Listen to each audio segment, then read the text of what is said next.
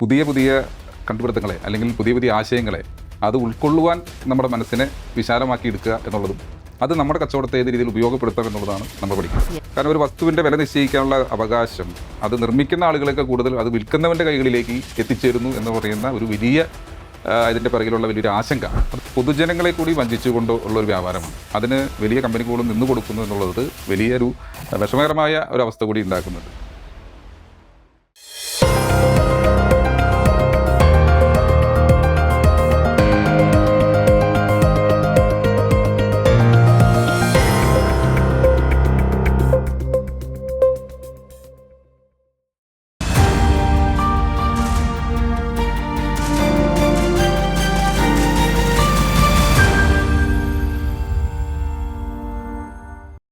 Smart gen മീഡിയയിലേക്ക് എല്ലാവരെയും സ്വാഗതം ചെയ്യുന്നു. ഞാൻ ജുവൽ ബേബി.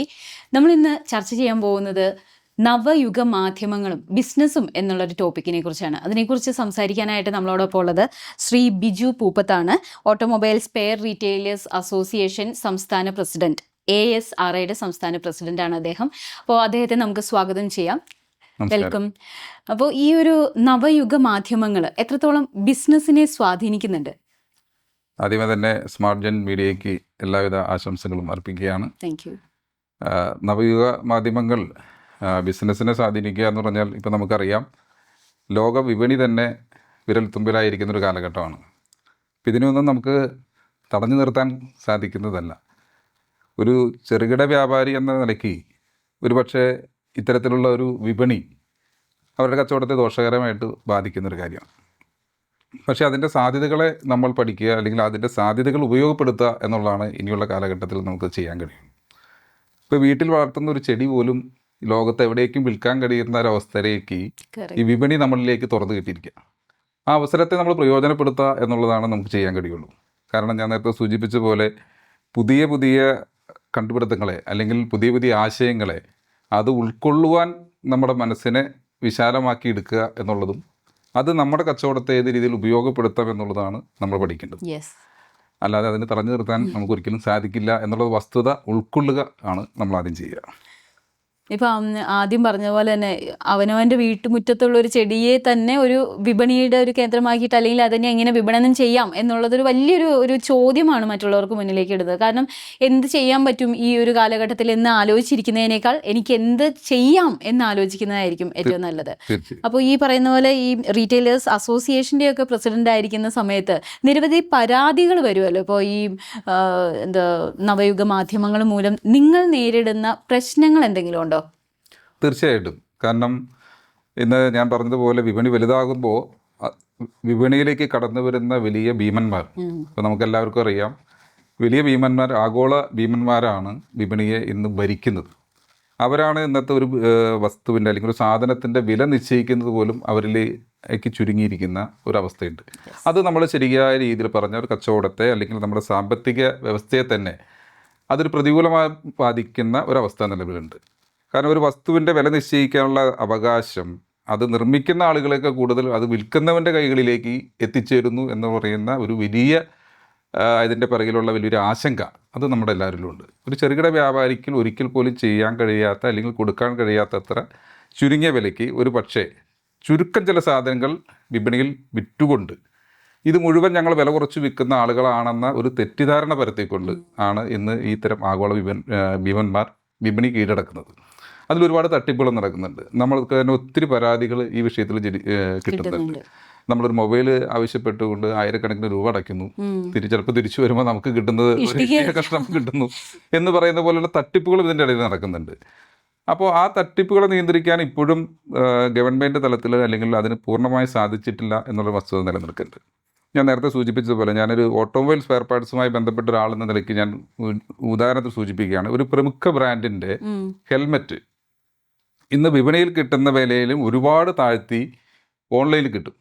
ഈ ഓൺലൈനിൽ കിട്ടുന്ന ഹെൽമെറ്റ് എങ്ങനെ ഇത് ഇത്രയധികം വില കുറച്ച് കൊടുക്കാൻ കഴിയുമെന്ന് ഞങ്ങൾ കമ്പനിയുമായി സംസാരിച്ചപ്പോൾ കമ്പനി പ്രതിനിധികൾ നമ്മുടെ അടുത്ത് പറഞ്ഞത് അതിൽ ക്വാളിറ്റി വ്യത്യാസം ഉണ്ടെന്ന്. അപ്പോൾ ഞങ്ങൾ ചോദിച്ചു, ഒരേ പാർട്ട് നമ്പറിൽ അല്ലെങ്കിൽ ഒരേ ബ്രാൻഡിൻ്റെ ഒരേ പാർട്ട് നമ്പറിലുള്ള സാധനം എങ്ങനെ രണ്ട് ക്വാളിറ്റിയിൽ നിങ്ങൾ ഇറക്കും? അത് ജനങ്ങളെ തെറ്റിദ്ധരിപ്പിക്കുന്നതിന് തുല്യമല്ലേ, വ്യാപാരികളെ വഞ്ചിക്കുന്നതിന് തുല്യമല്ലേ എന്ന് ഞങ്ങൾ സംസാരിച്ചപ്പോൾ അവർ കൊടുത്തിരിക്കുന്ന ഓർഡർ വലിയൊരു ബൾക്ക് ഓർഡർ കൊടുക്കുന്നു. അവർ പറയുന്ന വിലയ്ക്ക് കൊടുക്കണം. അപ്പോൾ അവർ പറയുന്ന വിലയ്ക്ക് കൊടുക്കുമ്പോൾ സ്വാഭാവികമായിട്ടും അതിൻ്റെ ക്വാളിറ്റിയിൽ വ്യത്യാസം വരും. പക്ഷേ ആ സാധനം വാങ്ങിച്ച് ഉപയോഗിച്ചാലാണ് ആ ഒരു ഉപഭോക്താവിന് അതിൻ്റെ നിലവാരം മനസ്സിലാവുള്ളൂ. അവൻ്റെ കണ്ണിൽ കാണുന്നത് ഒരേ സാധനം നമ്മളുടെ ലോക്കൽ വിപണിയിലും ഓൺലൈൻ വിപണിയിലും വലിയ അന്തരത്തോട് കിട്ടുന്നു. അപ്പോൾ ഓൺലൈനാണ് നമുക്ക് നല്ലത് എന്നൊരു ധാരണ പരത്താൻ അവസാനിക്കും. ഇത്തരത്തിലുള്ള ചതിക്കുഴികളിൽ അല്ലെങ്കിൽ ഇത്തരത്തിലുള്ള ചതിപ്രയോഗങ്ങൾ വ്യാപാരത്തിൽ അവർ ഒരുപാട് ഇറങ്ങേറുന്നുണ്ടെന്നുള്ളൊരു വസ്തുത വളരെ ചുരുക്കം ആളുകൾക്ക് മാത്രമേ അറിയൂ എന്നുള്ളൊരു പ്രശ്നം ഇതിൽ നിലനിൽക്കുന്നുണ്ട്. അത് ചൂണ്ടിക്കാണിക്കാൻ നമുക്ക് പലപ്പോഴും കഴിയുന്നില്ല. അതൊരു വലിയൊരു അപകടമാണ്. അത് നമ്മുടെ സാധാരണ കച്ചവടക്കാരെ വലിയ തോതിൽ ബാധിക്കുകയും ചെയ്യും. ഇപ്പോൾ ക്വാളിറ്റി നോക്കാതെയാണ് പലപ്പോഴും അത് പലരും വാങ്ങുന്നത്. ഹെൽമെറ്റ് എന്ന് പറയുന്നത് നമ്മുടെ തലയെ പ്രൊട്ടക്റ്റ് ചെയ്യാനുള്ളതാണ്. പക്ഷേ ആ ഒരു ക്വാളിറ്റി ഇല്ലാത്ത സാധനം വെച്ച് കഴിയുമ്പോൾ നമ്മളുടെ ജീവന് തന്നെയാണ് അത് ഏറ്റവും ഭീഷണിയായി തീരുക. അപ്പോൾ ഇതുപോലുള്ള പല പ്രശ്നങ്ങളും അഭിമുഖീകരിക്കുമ്പോൾ നിങ്ങളുടെ ഭാഗത്തുനിന്ന്, അസോസിയേഷൻ്റെ ഭാഗത്തുനിന്ന് എന്ത് നടപടികളാണ് എടുക്കുക? അസോസിയേഷൻ ഇത്തരം കാര്യങ്ങൾ നമ്മൾ അവരുടെ മാനുഫാക്ചേഴ്സിൻ്റെ പ്രതിനിധികളെ നേരിട്ട് അറിയിക്കാനുള്ള എല്ലാവിധ സംവിധാനങ്ങളും ചെയ്തിട്ടുണ്ട്. അത്തരം കാര്യങ്ങൾ നമ്മൾ ചൂണ്ടിക്കാണിക്കാറുണ്ട്. ചില കാര്യങ്ങളിൽ അവർ അനുകൂലമായ തീരുമാനം എടുക്കാറുണ്ട്. ഇത് പൊതുജനങ്ങളെ കൂടി വഞ്ചിച്ചുകൊണ്ട് ഉള്ളൊരു വ്യാപാരമാണ്. അതിന് വലിയ കമ്പനികളും നിന്നു കൊടുക്കുന്നു എന്നുള്ളത് വലിയൊരു വിഷമകരമായ ഒരവസ്ഥ കൂടി ഉണ്ടാക്കുന്നുണ്ട്. പക്ഷേ ഞാൻ നേരത്തെ സൂചിപ്പിച്ച പോലെ ഈ ഓൺലൈൻ പൂർണ്ണമായി നമുക്ക് ഒഴിവാക്കാൻ കഴിയില്ല. അപ്പം ഞങ്ങൾ സംഘടനാപരമായി ഞങ്ങൾ അതിന് ചിന്തിച്ചുകൊണ്ട് അല്ലെങ്കിൽ അതിനുവേണ്ടി നിലകൊണ്ടതും അതിനുവേണ്ടി പരിശ്രമിക്കുന്നത് എന്താണെന്ന് വെച്ച് കഴിഞ്ഞാൽ നമ്മളുടെ അസോസിയേഷനിൽ ഞങ്ങൾ ഒരു 5000-ഓളം മെമ്പർമാർ വരുന്നുണ്ട്. ഈ അസോസിയേഷനിലെ 5000-ഓളം മെമ്പർമാർ ഉൾപ്പെടുത്തിക്കൊണ്ട് ഒരു ഓൺലൈൻ പ്ലാറ്റ്ഫോം ഞങ്ങൾ തന്നെ അതിന് നേതൃത്വം കൊടുത്ത് നിർമ്മിച്ചുകൊണ്ടിരിക്കുക. അതിൻ്റെ ഒരു അണ്ടർ പ്രോസസ്സിങ്ങിലാണ്. അപ്പോൾ ഒരു വ്യക്തിക്ക് സ്വാഭാവികമായിട്ടും കേരളത്തിലുള്ള ഒരു ആൾക്ക് ഒരു സാധനത്തിൻ്റെ എൻക്വയറി വന്നാൽ അതിപ്പോൾ അങ്കമാലിയിലുള്ള ആളാണെങ്കിൽ ഒരു പിൻകോഡ് അടിക്കുമ്പോൾ ഈ അങ്കമാലിയുമായി സറൗണ്ടിങ്ങിലുള്ള ഞങ്ങളുടെ അസോസിയേഷനുമായി ബന്ധപ്പെട്ടെടുക്കുന്ന വ്യാപാരിക്ക് അതിൻ്റെ ഒരു എൻക്വയറി കിട്ടുന്ന രീതിയിൽ ആണ് ഞങ്ങളത് വിഭാവനം ചെയ്തിരിക്കുന്നത്. അത് കഴിയുന്നത്ര രീതിയിൽ അസോസിയേഷൻ്റെ ഭാഗമായിക്കൊണ്ട് മാർക്കറ്റിൽ കോമ്പറ്റീവുള്ള സാധനങ്ങൾ ആ കോമ്പറ്റീറ്റീവ് റേറ്റിൽ തന്നെ കൊടുക്കാൻ എങ്ങനെ കഴിയുമെന്നുള്ളത് കൊണ്ട് അല്ലെങ്കിൽ അതിനെക്കുറിച്ച് പഠിച്ചുകൊണ്ടാണ് ഞങ്ങൾ നിൽക്കുന്നത്. ഒരു ബൾക്ക് പർച്ചേസ് ഒരു പക്ഷേ 5-10 വ്യാപാരികൾ കൂടി, ഒരു പ്രദേശത്തെ 5-10 വ്യാപാരികൾ കൂടി ഒരുമിച്ച് സാധനങ്ങൾ വാങ്ങിയാൽ വിപണി വിലയിൽ സാധാരണ വ്യത്യാസങ്ങളുണ്ടാകും ഒരു ബൾക്ക് പർച്ചേസ് ഉണ്ടാകുന്നത്. അത് ഉപയോഗപ്പെടുത്തിക്കൊണ്ട് ജനങ്ങൾക്ക് കൂടി ഉപകാരപ്രദമാവുക, അതോടൊപ്പം തന്നെ നമ്മുടെ വ്യാപാര മേഖലയിലുള്ള ആളുകളെ നിലനിർത്തുവാനുള്ള ഒരു പരിശ്രമം സംഘടനയുടെ ഭാഗത്ത് നിന്നുകൊണ്ടിരിക്കുകയാണ്. ഞങ്ങൾ ഈ വരുന്ന നവംബർ 3-ാം തീയതി ഓൾ ഇന്ത്യ ബേസിലുള്ള ഒരു എക്സിബിഷൻ അറ്റ്ലക്സ് ഇൻ്റർനാഷണൽ കൺവെൻഷൻ സെൻറ്ററിൽ വെച്ച് സംഘടിപ്പിച്ചിട്ടുണ്ട്. ഇത്തരത്തിലുള്ള ആശയങ്ങളൊക്കെ അന്ന് പലപ്പോഴും പങ്കുവയ്ക്കും. കേരളത്തിലെ മുഴുവൻ വ്യാപാരികൾ അതിൽ പങ്കെടുക്കും. ഒരുവിധപ്പെട്ട ഒരു 150ഓളം നിർമ്മാതാക്കൾ അന്നത്തെ ദിവസം പങ്കെടുക്കും. അത്തരത്തിലുള്ള ഒരു കാര്യങ്ങളൊക്കെ ആയിട്ടാണ് സംഘടന മുന്നോട്ട് പോയിക്കൊണ്ടിരിക്കുന്നത്. ശരിക്കും ജനങ്ങളെ ബോധവൽക്കരിക്കുക എന്നുള്ളതാണ് ഇതിൻ്റെ ഏറ്റവും വലിയൊരു കാര്യം അല്ലേ? തീർച്ചയായിട്ടും ഉണ്ട്. ജനങ്ങൾ പലപ്പോഴും ഒരു തെറ്റിദ്ധാരണയുടെ പുറത്ത് പോകുന്നത് ഓൺലൈനിൽ കിട്ടുന്നതെല്ലാം അല്ലെങ്കിൽ നമ്മൾ പറയാറില്ലേ എല്ലാം കാണുന്നതെല്ലാം സത്യങ്ങളല്ല എന്ന് നമ്മൾ സോഷ്യൽ മീഡിയയിലൂടെ പലപ്പോഴും പറയാറുണ്ട്. മിന്നുന്നതെല്ലാം പൊന്നല്ല എന്ന് പറയുന്നത് പോലെ സോഷ്യൽ മീഡിയയിൽ വരുന്ന പല വാർത്തകൾ പോലും സത്യങ്ങളല്ല. സത്യങ്ങൾ അന്വേഷിച്ച് കണ്ടെത്തേണ്ടതുണ്ട്, അല്ലെങ്കിൽ അതിൻ്റെ നിജസ്ഥിതി എന്താണെന്ന് മനസ്സിലാക്കേണ്ടതെന്ന് പറഞ്ഞ പോലെ അതിൽ കിട്ടുന്ന പല വസ്തുക്കളും പ്രൊഡക്റ്റുകളും പലപ്പോഴും ഗുണനിലവാരമുള്ളതല്ല എന്നുള്ള തിരിച്ചറിവ് നമ്മുടെ ആളുകളിലേക്ക് എത്തേണ്ടിയിരിക്കുന്നു. അതൊരു പ്രശ്നമാണ്. അതുപോലെ ഈ ഗുണനിലവാരം ഇല്ലാത്ത പ്രോഡക്ട്സ് നമുക്ക് കിട്ടിയെന്നിരിക്കട്ടെ, നമുക്ക് എങ്ങനെ അത് കംപ്ലൈൻറ്റ് ചെയ്യാം? ഇപ്പോൾ നിങ്ങളുടെ അടുത്താണോ അതോ ഉപഭോക്തൃ കോടതിയിലാണോ? എങ്ങനെ അത് കംപ്ലൈൻറ്റ് ചെയ്യാൻ പറ്റും? ഇന്ന് ഓൺലൈനിൽ വാങ്ങിക്കുന്നതിന് പലപ്പോഴും ഓൺലൈൻ പ്ലാറ്റ്ഫോമുകൾ തന്നെയാണ് കൊടുക്കുന്നത്. ഞങ്ങളെ സംബന്ധിച്ച് ഞങ്ങൾ നിർമ്മിക്കാൻ ഉദ്ദേശിക്കുന്ന അല്ലെങ്കിൽ ആളുകൾക്ക് കൊടുക്കാൻ ഉദ്ദേശിക്കുന്ന പ്ലാറ്റ്ഫോമിൽ ഞങ്ങൾ അതിൻ്റെ പൂർണ്ണമായ ഉത്തരവാദിത്തങ്ങൾ ഏറ്റെടുക്കുന്ന രീതിയിലുള്ള കാര്യങ്ങളാണ് ചെയ്യുന്നത്.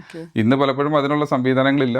തിരിച്ചു കൊടുക്കാമെന്നൊക്കെ പറയുന്നുണ്ടെങ്കിൽ പോലും എത്രത്തോളം അത് പ്രായോഗികമാണെന്നൊക്കെ കണ്ടറിയേണ്ടിയിരിക്കുന്നു. അതാണ് ഇപ്പോഴത്തെ നിലവിലുള്ള സ്ഥിതി. ഞങ്ങൾ അതിൽ നമുക്ക് വ്യത്യസ്തമായി ജനങ്ങളുമായിട്ട് കൂടുതൽ അടുപ്പമുള്ള ഒരു ബിസിനസ് പ്ലാറ്റ്ഫോം ആണ് നമ്മൾ ഉദ്ദേശിക്കുന്നത്. ചെറുകിട വ്യാപാരികൾക്കും അവരുടെ പ്രൊഡക്റ്റുകൾ ഇത്തരത്തിൽ ഓൺലൈനിലൂടെ വിൽക്കാനും വാങ്ങാനും ഒക്കെ കഴിയട്ടെ എന്നാണ് ഞങ്ങൾ ആഗ്രഹിക്കുന്നത്. കാരണം നമ്മൾ പൂർണ്ണമായും പഴയ കാലത്തിൽ നിന്നും മാറാതെ ആ ഒരു ട്രഡീഷണൽ വേയിൽ മാത്രം നിന്ന് കച്ചവടം ചെയ്യാമെന്ന് വിചാരിച്ചാൽ ഒരുപക്ഷെ നടക്കുന്നൊരു കാലഘട്ടമല്ല എന്നൊരു തിരിച്ചറിവ് ഞങ്ങൾക്കും ഉണ്ട്.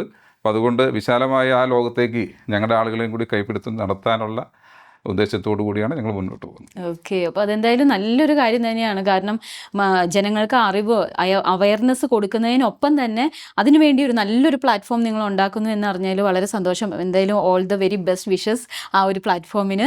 എല്ലാം നന്നായി വരട്ടെ എന്ന് ആശംസിക്കുന്നു. അപ്പോൾ ഇന്ന് നമ്മുടെ സ്മാർട്ട് ജൻ മീഡിയയോടൊപ്പം ചേർന്ന് ഈ ഒരു കാര്യങ്ങളെല്ലാം ഡിസ്കസ് ചെയ്തതിന് വളരെയധികം നന്ദി. Thank you so much. Thank you. Smart ജൻ മീഡിയ ട്രഷർ ഹണ്ട് കോൺടെസ്റ്റിൽ പ്രേക്ഷകരായ നിങ്ങൾക്കും പങ്കെടുക്കാം. മീഡിയയുടെ വരിക്കാരാകുന്നവർക്കും പോസ്റ്റ് ലൈക്ക് ചെയ്യുന്നവർക്കും വീഡിയോ കണ്ട് അഭിപ്രായം കമന്റ് ചെയ്യുന്നവർക്കും പോസ്റ്റ് ഷെയർ ചെയ്യുന്നവർക്കുമാണ് മത്സരത്തിൽ പങ്കെടുക്കാനാകുന്നത്. ഓരോ മാസവും പങ്കെടുക്കുന്നവരിൽ നിന്ന് നറുക്കെടുക്കുന്നവർക്ക് സ്പോൺസർ ചെയ്യുന്ന സർപ്രൈസ് സമ്മാനങ്ങൾ നൽകും. പങ്കെടുക്കാൻ താല്പര്യമുള്ളവർ വാട്സപ്പ് ചെയ്യുക. WhatsApp number 9947315453.